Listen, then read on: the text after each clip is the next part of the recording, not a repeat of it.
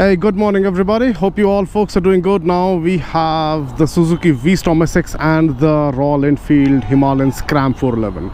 And why are we comparing both the motorcycles? Well, see, both the motorcycles have similar profiles. They both run on 19-inch front and 18-inch rear. They both have single cylinder engines, and they both make roughly the same amount of power. The pricing is very closely matched in both the motorcycles, and then they are primarily meant for, your adventure touring and your highway cruising and all those stuff in between. So this is a really important comparison for us to understand which one should you pick and which one is a better bet for you. So let's go over everything from front to rear, right? So the common things are that, again, both the motorcycles, they run on 19-inch front. The Royal Enfield Himalayan gets a spoke wheel. Again, that is slightly better for your jumping and off-road duties. On the other hand, the Suzuki gets a cast wheel, but again, being a Suzuki, the build quality is impeccably good. There's no denying the fact about that.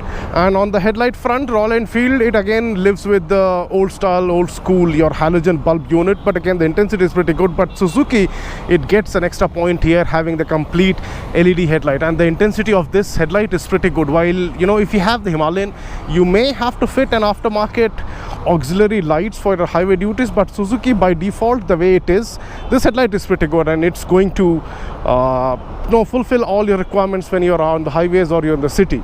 Now, if we talk about the instrument console, the Royal Enfield, again, it's a very basic type unit. I like the way they have given the analog speedometer, which is a good thing. And in the middle, you get this small digital display, which again shows your information about your gear position indicator, your trips, and your fuel gauge and everything else. Suzuki, on the other hand, this one gets a Bluetooth connectivity. So that means that you can pair your phone and you can have your SMS alerts, your call alerts, your other, different alerts that you have. You have your turn-by-turn navigation as well. So definitely one plus point for Suzuki here. Fuel tank, the Royal Enfield has a 14 change liter fuel tank, where the Suzuki gets only a 12 change. So again, Royal Enfield has the advantage. But now we talk about the engine. The Suzuki gets it's a slightly more advanced engine. Again, it's a 250cc compared to the 411 on the Royal Enfield, and main thing is that a Suzuki gets a 6-speed gearbox, where the Royal Enfield gets a 5-speed gearbox.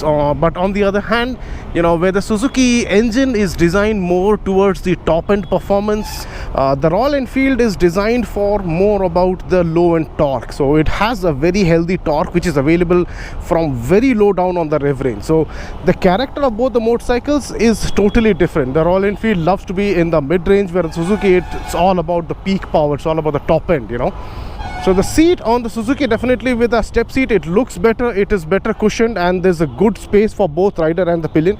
Whereas the Royal Enfield, it is a single piece unit.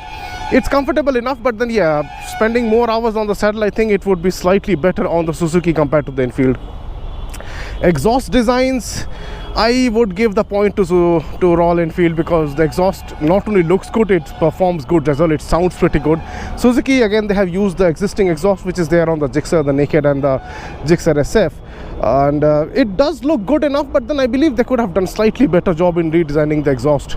And coming back to the rear, the Royal Enfield definitely looks slightly smarter, I mean, Suzuki engineers, they could have designed a new tail lamp. They instead of borrowing the tail lamp from the Gixxer 150 SF, they could have designed a more better looking tail lamp, I believe, which would have done the justice. So on this front, definitely I prefer the looks of the Royal Enfield Himalayan SCRAM compared to Suzuki from the rear. But both the motorcycles, they look very handsome. Now, most important point of difference is that where the Suzuki is hardly 167 kilos, the Royal Enfield is more of nearly 187 kilos. So now the point is, which one should you pick?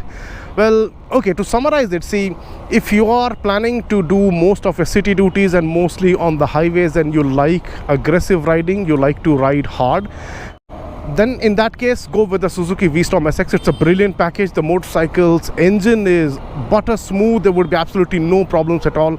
And being a Suzuki, it's guaranteed to be bulletproof. It's guaranteed not to give you any chance of complaints anytime, right? On the other hand, if you are planning to go little nasty, when you plan to go off-road, carry a pillion, luggage and everything, that's one you will need the torque of the Royal Enfield. So in that case, if you're planning to take your pillion and the luggage and you want to go off-road, you want to play in the dirt and all that time, get the Royal Enfield Himalayan SCRAM. It's a brilliant product again. It's right from the Himalayan, which is again a tried and tested product from Royal Enfield. And it does pretty good compared to the V-Strom, because primarily the motorcycle has longer travel suspension. You know, on one hand, where Suzuki suspension travel in the front is very restricted, this one gets a longer travel. It hooks up the speed breakers and all the undulations of the road very well, and it's very composed compared to Suzuki. So I hope that this video comes out to be some help for some of you guys. In case if it does, don't forget to give it a thumbs up, share it with your friends and acquaintances, and I'll see you guys again in the next one. Until then, stay safe, ride safe, my dear friends. Bye bye.